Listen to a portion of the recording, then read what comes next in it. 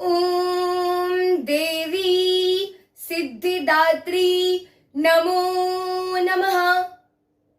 नमस्कार, मी तेजस्विनी विनोद पंचरस। आज नवरात्रीचा 9वा दिवस आहे।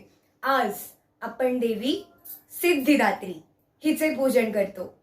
जेव्हा पृथ्वीच्या निर्मितीची सुरुवात झाली तेव्हा पृथ्वीचे संरक्षण करण्यासाठी महादेवांना अष्टसिद्धी यांची गरज भासू लागली।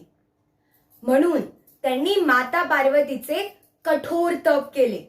या तपाला प्रसन्न होऊन माता पार्वतीने त्यांना अष्टसिद्धी हे भेट म्हणून दिले।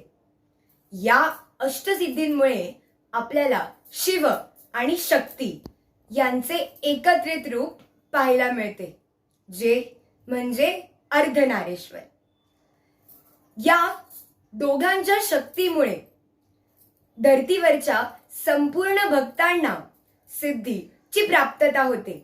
म्हणून या देवीला सिद्धिदात्री असे म्हटले जाते।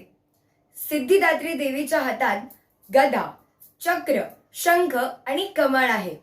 ही देवी सिंहावर आरूढ आहे असे या देवीचे दिव्य रूप आहे।